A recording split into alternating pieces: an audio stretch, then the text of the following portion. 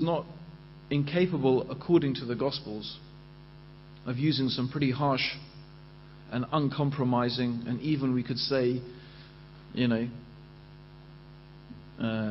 aggressive tone in criticizing those people who had corrupted God's true message. And that is what Christianity is. Let's spell it out. It is nothing except a corruption and a lie against Allah. I had a series of questions here. It's as if they weren't even listening to what I said. I find that quite frustrating. Why ask a question about something which the answer to it was already given in the talk? Some of these questions have been written by people who didn't seem to understand what I was saying. So, for example, did you study the words of the Apostle Peter? Well, the whole premise and the whole basis of my discussion, which I started, was questioning the historicity of what we have today as the Bible. In other words, I started by showing that it was questionable whether the Bible actually represented the historical facts.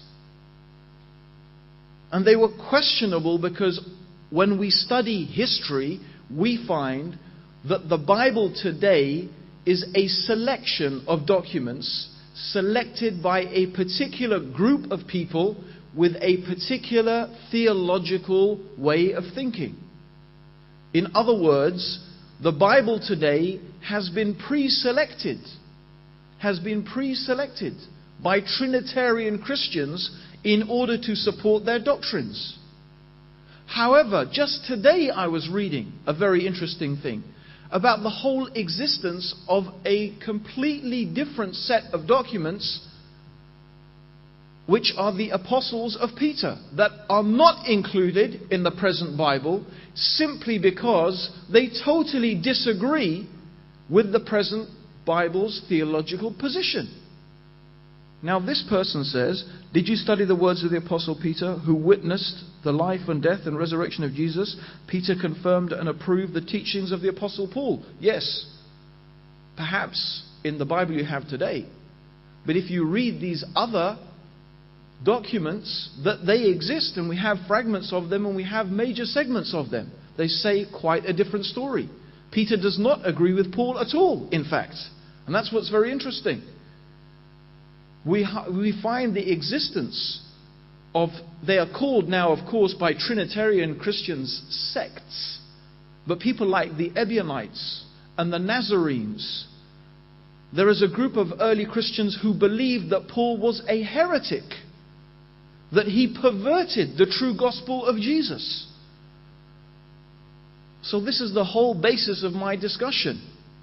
Because we wanted to find the truth about Jesus. And then when we realized that when we try to look for truth, we have some methods that we employ. We study history. We study facts.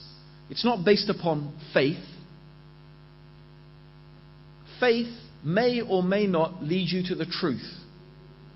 But let's face it, as Christians and Muslims, we all agree. We both agree, Christians and Muslims, that people who have faith in the devil and worship him and believe in him have not reached any kind of truth. But it's still a faith. People have different faiths in different things. People have faith in Krishna. People have faith in Buddha.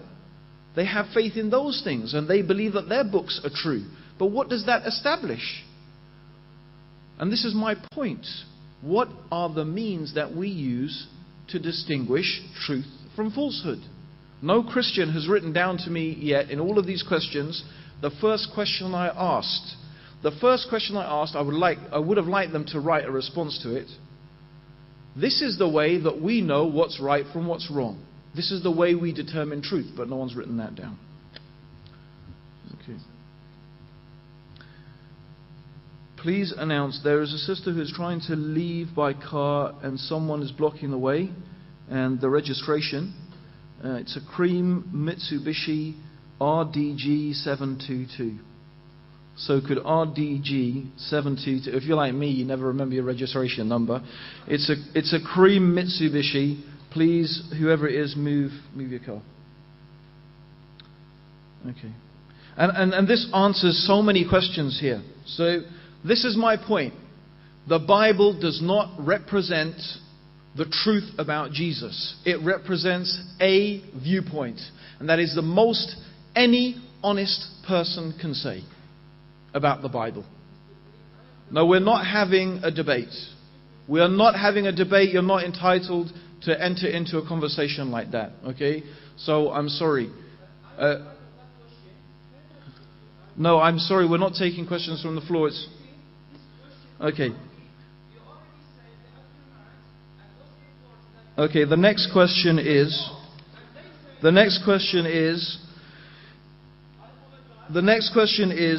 Christ lying when he claims to be the only way to the Father? Now, again, we go back to the same thing.